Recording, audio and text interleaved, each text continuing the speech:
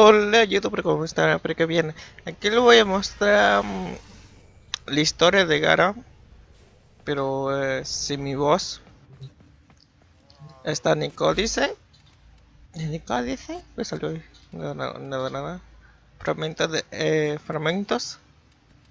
Y aquí está. No, era. Sí, Gara, aquí está. Así que hago una transición y escuche ustedes. Nos vemos. Chao, chao.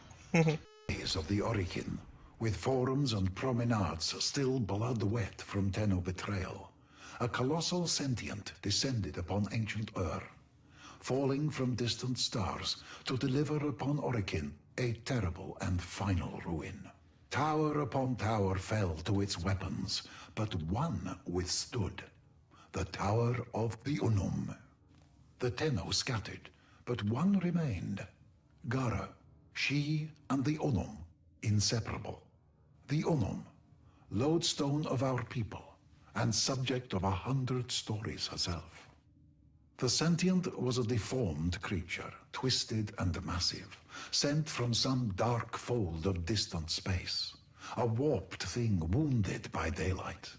By night it was a terror, felling tower after tower, citadel after citadel. But by day it hid, blinded and pained. It was during the day that Gara roamed, yearning to strike it from creation while it cowered, weakened and blind, to safeguard her beloved Unum. But never could Gara find it.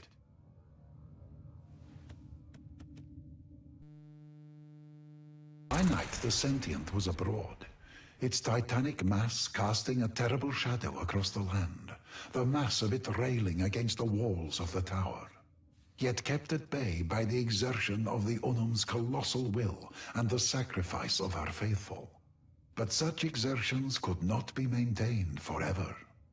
Gara yearned to strike out, to lash and tear at the monstrosity that threatened her love, but the Unum forbade it. At night, the sentient was at the height of its power, and Gara's light would make her the most tempting of targets to a creature of such profound darkness. Gara's death would be certain. No, a different strategy was required.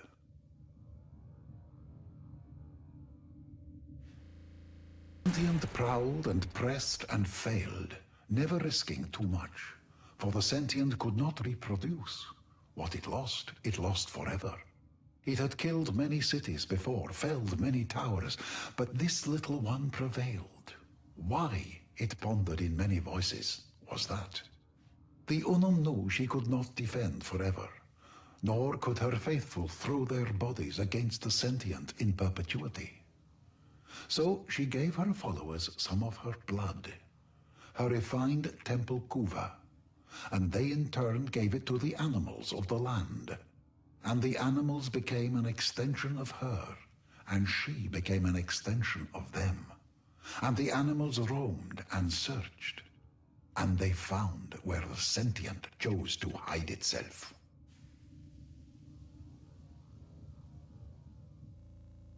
The sentient sensed this subterfuge, and capturing one of the Unum's animals, opened it up for examination. And what little of the Unum that was present there lit the sentient's mind like the dark star from which it had fallen. The sentient, you see, could not procreate, but in the temple kuva it tasted healing, completeness, a future. It devoured each and every last Unum animal, but it was not enough. The sentient turned its hundreds of eyes toward the tower with new understanding. It would not destroy the tower. It would become the tower. It would kill the Unum, take her place, and one with that healing palace give birth to a race of itself. Gara and Unum knew where the sentient was. The sentient knew the tower was the future of its race. The sentient threw itself at the tower, no longer cautious, taking great losses and knowing the prize was worthy of it. Should it succeed, all losses would be replaced 1,000-fold. This is when, across the plains, the great pylons ignited for the first time, Sheets of energy sprung up between them, powered by the will of the Unum at their epicenter, trapping the monstrosity within. Loyal Gara, unwilling to heed inaction any longer, broke from the side of the Unum and flew out at night, her eyes on the sentient mind.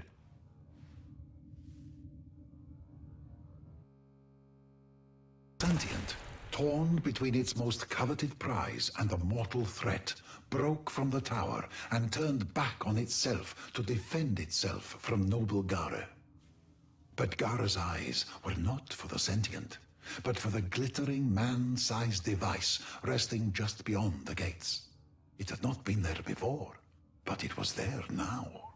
It swatted Gara from the sky, drew it to herself, meaning to end her life there and then. The battle was terrible. Gara sustained injuries she would not survive. But in her final moments, brave Gara seized upon the device her beloved Unum had crafted, seized it to her breast, and allowed the sentient to draw her in one final time. Toward its body, toward its core, toward the seat of its intelligence. From within, the sentient unfurled myriad feelers, probes, tendrils, viciously toothed and made for killing. They swept toward Gara violently, and the glass warrior made no defense. Her defense was her final attack. The device detonated, and the Unum cried out as night lit as day. The battle, the terror, was ended. The tower wall shook. The sentient's body shuddered, racked by a cacophonous energy. Forests fell as piece after piece, giant body after giant body, crashed to the plains and marshes and flatlands. Animals fled in spreading waves from pounding sky-high walls of dust, angered and whipped to fury by the death of a god. The last of Gara's energy arced from body to body, machine to machine, piece to piece, a horizon-wide applause of light, beautiful and terrible. And then, silence. All was still. The Unum's adherents wandered through the haze, calling for one another, lost in a miasma. Husbands seizing onto wives, children onto parents. It was over. Gara was never seen again. The sentients then became as they are now, senseless, wandering, yearning for a unity they sense more than remember. And the Unum? The Unum survived, alone, for centuries. Until today, when you stand here, reading this. This is Onko, Sita's archivist, with my translation of the Gara legend.